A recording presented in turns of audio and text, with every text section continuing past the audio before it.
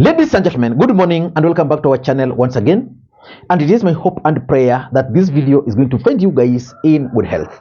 Personally, I am fine. As you can see, Kisumu is fantastic. And maybe you could also let me know where you're watching the video from, the county or the country, in case you are out of the republic. Ladies and gentlemen, earlier this week, Kanzedena, the former government spokesperson, shocked the country when she revealed how William Ruto's government has been mistreating and frustrating the former President Uhuru Kenyatta. For 2 years, we've not received budget allocation. True, we've been quiet because we've been communicating with the same state house that has refused to communicate with the office of the third retired president. We didn't say anything. This conversation about benefits to the third retired president act were first done by the office of state house. They are the ones who came out with this story and said how they are doing what and what and ABCD and ABCD. We only came out as the office of the third retired president to set the record straight. And what we are saying is that whatever has been said has been done has not been done. We have given evidence to show that it has not been done. It is not our intention, Olive, for us to be in the banter, in the media, back and forth with State House.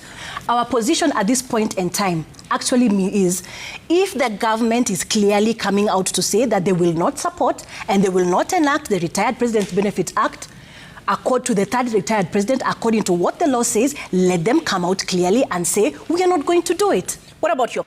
Just a point of note as well.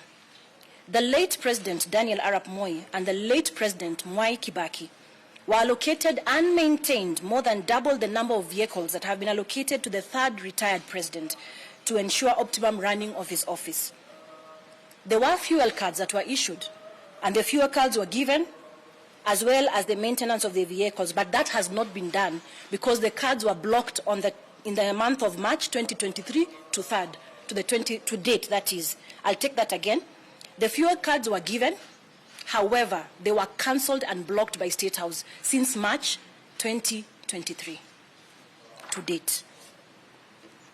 There have been reports... And the government spokesperson, Isaac Mwaura, then responded immediately. Isaac Mwaura literally dismissed anything that Kanzedena had said. But personally, I knew so well that when it comes to the truth, there was no way I was going to trust Kenya Kwanza government. There was no way I was going to trust the words of Isaac Mwaura and leave out the words of Kanzedena. In fact, if it were a matter of bet, I would bet on Kanzedena. So yesterday, Hussein Mohammed, who is the State House spokesperson, revealed that William Ruto spoke to Uhuru Kenyatta. And for me, that is significant political speaking. Because in politics, nothing happens out of mere coincidence. Everything in politics normally well planned, well scripted, and executed to achieve a specific political objective. Remember, William Ruto and Uhuru Kenyatta have not talked for a very long time. In fact, I doubt if Uhuru would just complain if, for example, these particular needs were being met. Remember, at some point, Uhuru Kenyatta had to travel to DRC using Ugandan airline. The truth is, William Ruto's government has been frustrating Uhuru Kenyatta.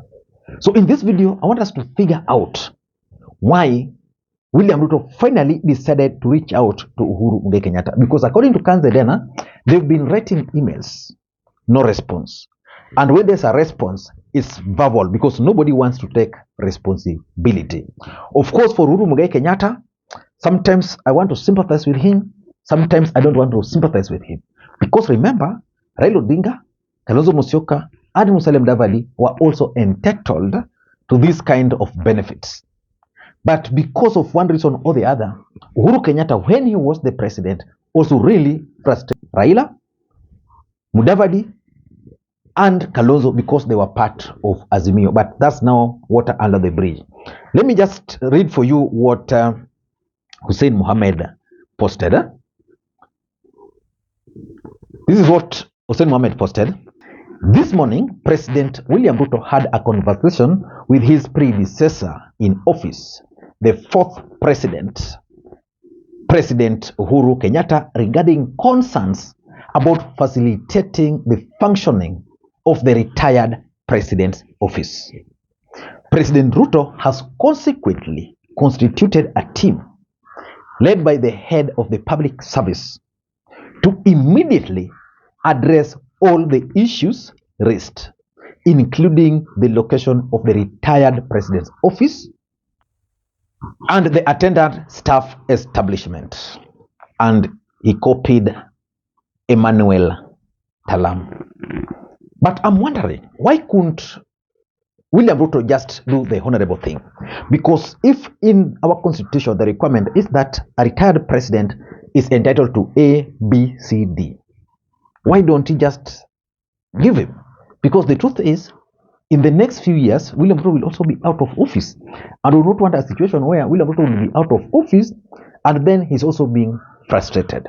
So William Ruto has done well by placing a phone call to Uhuru Kenyatta. But the truth is, in politics, nothing happens out of mere coincidence.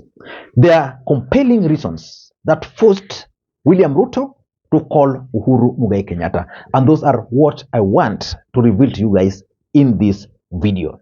But before you do that, for those who are watching this channel for the first time, please take a second or two, click that subscribe button so that next time we produce a video like this, YouTube will automatically notify you. And to the subscribers, I want to continue thanking you guys for your continued support, because without that support, this channel cannot be where it is. Ladies and gentlemen, without any further ado, allow me to dive in. But for those who've been following this channel, a few days ago, I made a request to you guys. There's a gentleman called Eric Omboya.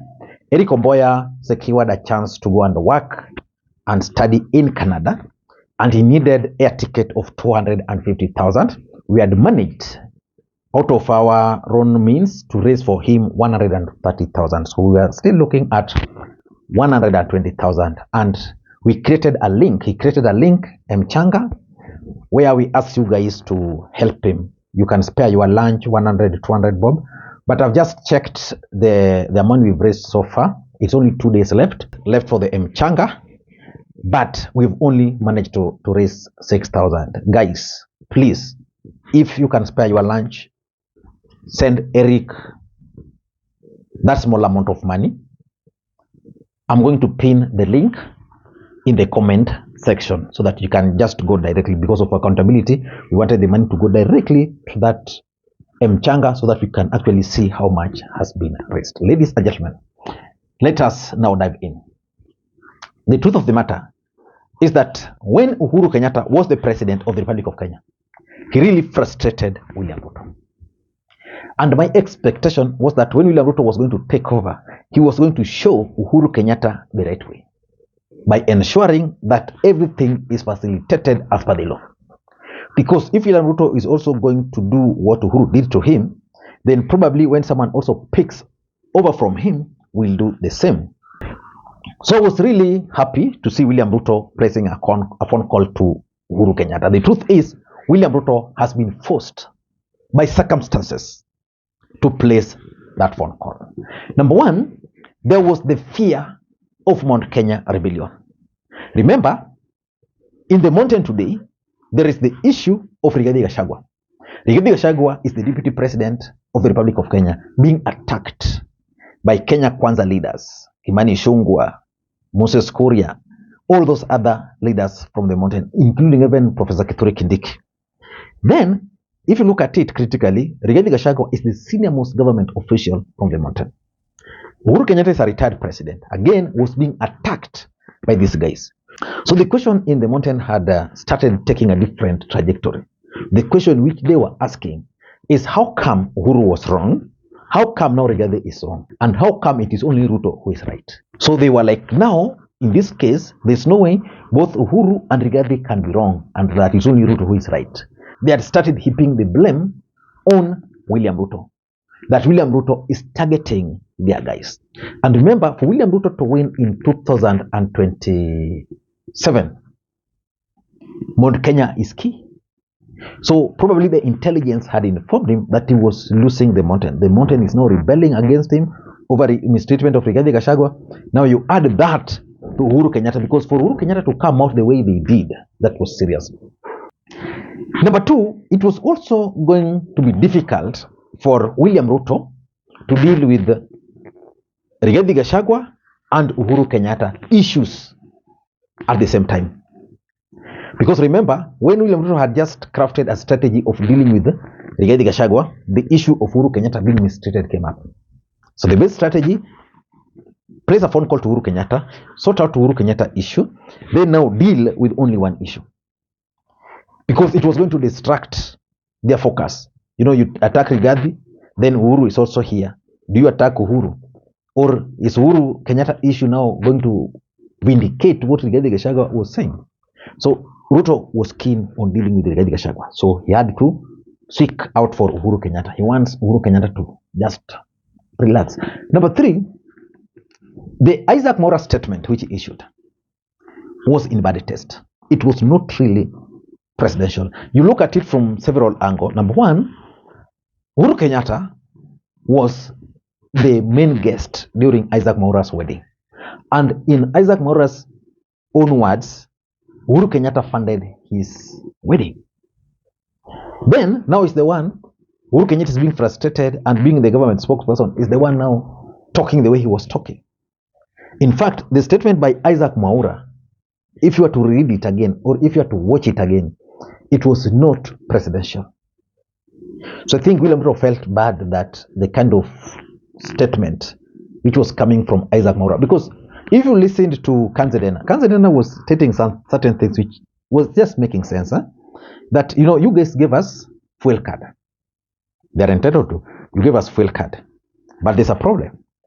Those fuel cards were stopped. Kanzedena is also saying that, okay, there's a budget which was claimed to have been for our office. We didn't receive it. So instead of Isaac Mwaura telling Kenyans where those money went to, or asking the DCI or any other investigative arm to investigate, they are not doing that. So William Ruto, I think, realized that it was bad to mistreat Uhuru Kenyatta. And number 4, it was also hurting William Ruto's international image, because William Ruto was emerging now as the face of Africa, the US blue-eyed man in Africa. William Ruto was trying to stamp his authority.